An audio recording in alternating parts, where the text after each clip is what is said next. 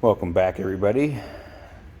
Tonight we are going to try and make this track frame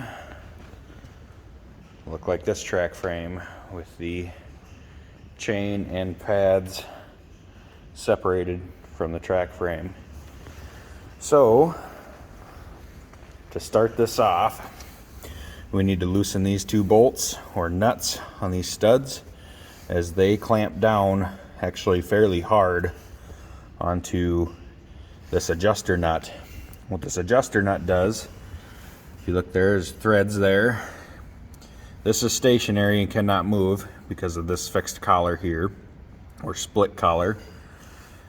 And as you turn this, once this is loose and you turn this, you can adjust the threaded rod, which then pushes on this plate, which is allowed to freely travel, which therefore moves the idler. So in order to get this to move back so we can get a little bit of slack in the chain, we actually need to tighten this nut here, because this is a right-handed thread that will draw the thread back, or the threaded rod back, and loosen the chain. So let's get after it. Okay, with the 1 1/8" socket on there and 1/2" breaker bar, we will get the 6-foot cheater bar on there like we had to do on the other side. These have not been off in a long time.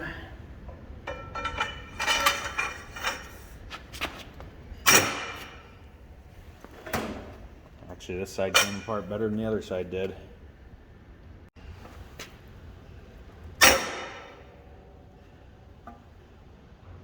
Okay, with each of these nuts backed off, we got about an 1/8" gap between the washer there and the nut on both sides. I don't know why this stud is taller than that one, but it is. And then right here, we just had to open that up just a little bit to get a gap in there. Now we're going to try putting the wrench on there and seeing if we can get it to move at all. What I found with the other side is getting it to move initially is the hardest part. Once we get it moving, just keep spraying a bunch of everyone's favorite lubricant in there, and it seems to work itself free rather quickly. So let's get the wrench on here and see if this one wants to move and break loose, or if we're gonna fight it some more. So we covered this wrench very briefly in the last videos. I kind of teased with it a little bit. All it is 2 pieces of 1/2", just A36. It's not tool steel, just plasma cut out, and then both pieces welded together. This piece here, I actually ended up making kind of on the fly. What we found was once you get this wrench in there on that big nut, there's not enough room to get in and put a normal pipe on here. So I ended up making this, so that slides all the way down in there, and then we slide our other pipe onto here. A little crude, a little rudimentary, but it works. Like I said, I do have a 2 3/4" wrench on order. It's still not here, so this is what we have to work with for now. So with the wrench in here now, you can see how coming straight up, we're going to run right into the track pads. That's where the pipe put straight on the handle doesn't work. If we did it again, I think I would clock this like 15 degrees like they do production style wrenches. So one thing to kind of keep in mind, when we did the right side of the machine, I actually had to go down with the bar, but now that we're on the left side of the machine, I need to go up. But just to get this to try to move, since I was able to just slip this pipe in there, I am going to try loosening it. We're not going to go real far, it's just to see if we can get it broke loose here.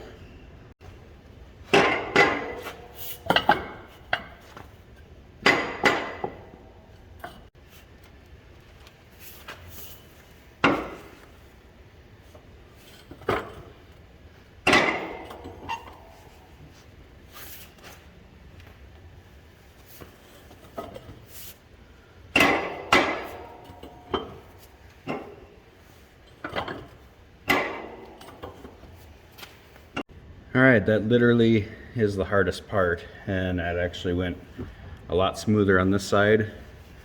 I don't know what it is with the right side of the crawler. Everything on that side seems to have fought me harder than anything on this side. And I think that's why I tackled that side first, just to make sure that I wouldn't run into any major hiccups over there. And I'd be lying if I said it went flawlessly, but it did go fairly well considering how long this machine has been sitting. But now that this is broke loose, I'm going to spray just a little more everyone's favorite penetrating oil in there, and that's more or less just to kind of flush any rust out of there.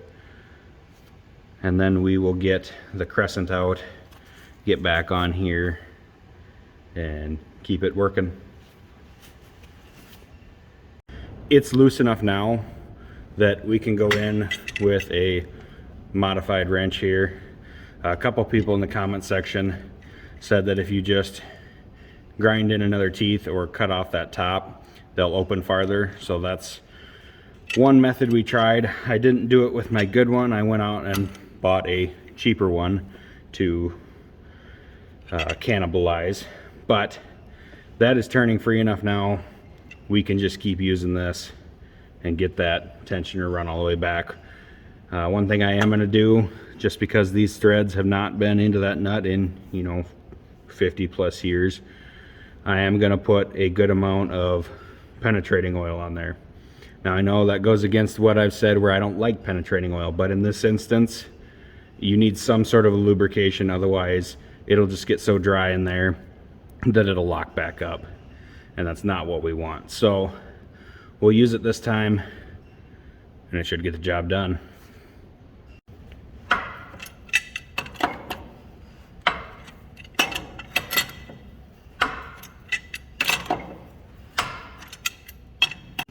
Just to prove we are making progress, I just put a little Sharpie mark right on the edge of my finger there. Should be able to watch this rod. Sorry, the rod won't move. This will move back towards me.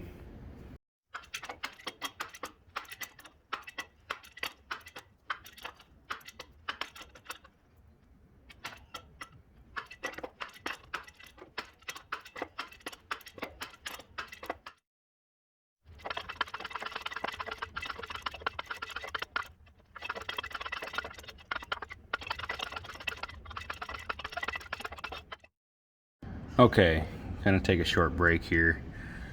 I'm a little worn out flipping that wrench around, but as you can see, we are making progress. We are a lot closer there. What I'm gonna do, and what I did on the other side, is I run that up so it's about a thread away. I don't want it tight on here. I could probably get it back off, but there's no point in running it all the way up there. We don't need it the track's that loose to get them off. So we'll continue running this up just a little bit, but it sure would be nice if I had the right wrench for that. As a matter of fact, it'd be nice if I had the whole tool kit for this. And I know a guy who is hoarding one,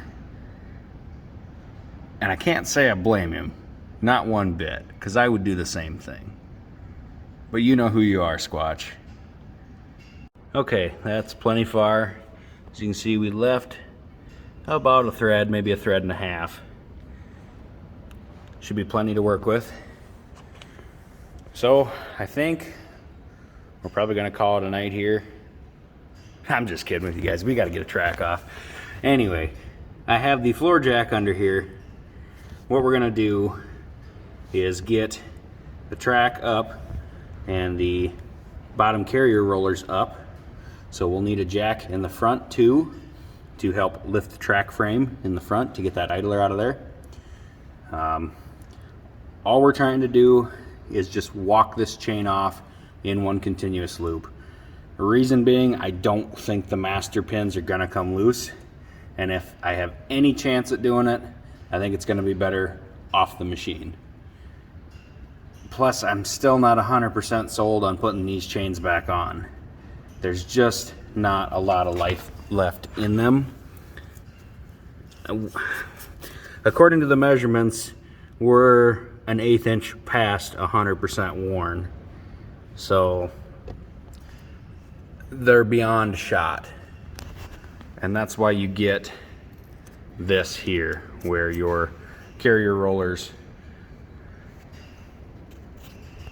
as well as your bottom rollers are beating the pin bosses. On the front of the carrier roller, right in front of the bell housing here, or where the mainspring would go, we have the world's safest jack holding up the track frame. And now we need one more tool in here. I come in with a cherry picker or engine hoist, or whatever you prefer to call it, and I pick up on the chain here and just get it up off the lip of this roller and your two top carrier rollers, and then we just use a 6-foot bar to try and cheat that over.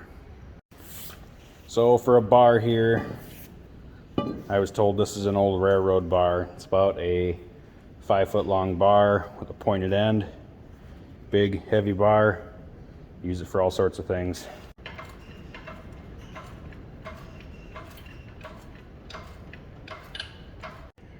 Okay guys, we're set up here. We have the engine hoist just holding this top plate up just off that idler just a little bit. I have my bar in right there. That was just from the slack in the bottom.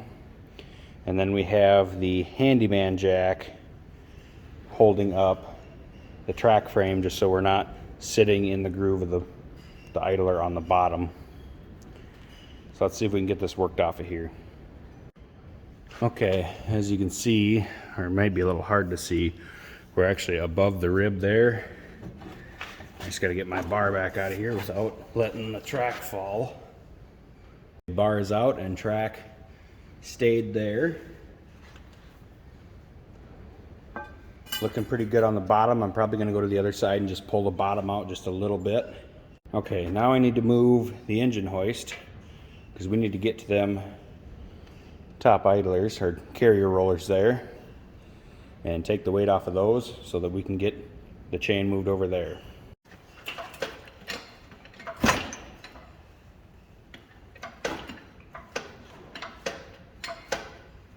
Okay, back on this side again. Oh, see if we can get you a little better angle here. You can see this chain is about halfway off of that roller. We are off of the carrier rollers yet, and not sure if you can quite make it out, we are off of the bottom rollers. So I think I'm going to try and just work my way around. I leave the sprocket for last just because getting it off of those teeth is the hardest. What I try to do is get most of the chain, if not all of it, being that these chains are fairly well worn out, off from the front idler. Fighting it off of the top two carrier rollers isn't too bad, and getting it off the bottom rollers isn't too bad. But if it jumps back on that front idler, we basically start over.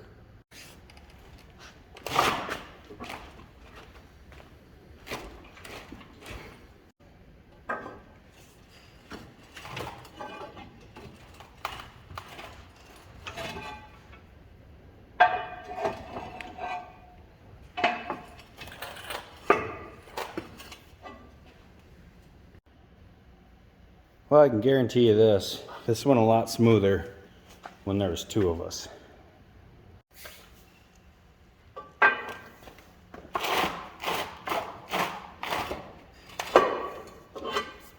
Alright guys, with the front pretty much off, I know this isn't going to be the best tutorial video, mainly because I'm fighting this myself. The other side went way better than this. Like I said, I think that's because I had a helper, wasn't trying to do everything myself and run a camera. So I'm going to move you back here. I have the engine hoist set up. We have the floor jack under the back, so we're still not engaging in the bottom teeth here. But we need to get the top of this chain to start unraveling from that sprocket. So that's what the engine hoist is for. We'll start at the top. I can get a bar in the up in kind of this area of the sprocket just to hold that, and then maybe move more towards the back here. So let's give that a go.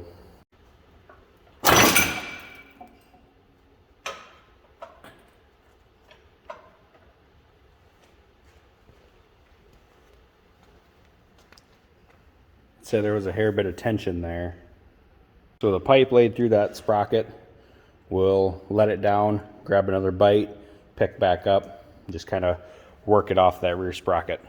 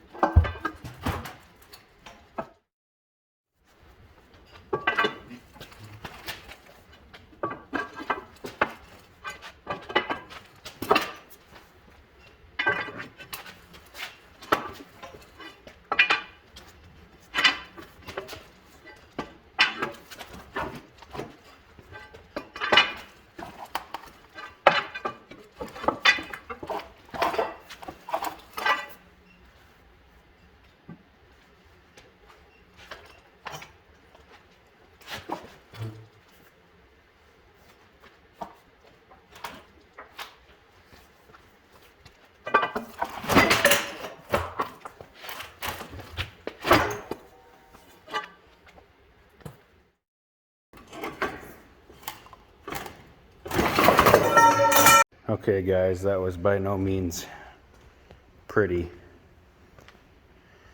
but it did work. The chain is off.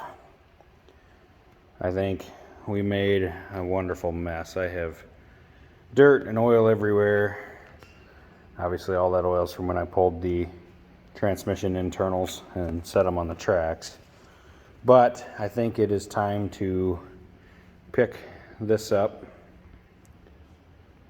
grab that with the forklift, carry it outside. We'll do a good cleaning, get these track chains outside. We're not going to need them for a while yet, if we end up going back with them at all. So thanks again for everyone who's watching, subscribed, and liking my videos. We're going to keep going after this. We got quite the ways to go yet. We still need to tear down these track frames. We need to get finals off here. And then we still got to get back to that motor and see what the bottom end's like. So, stick around. More to come soon.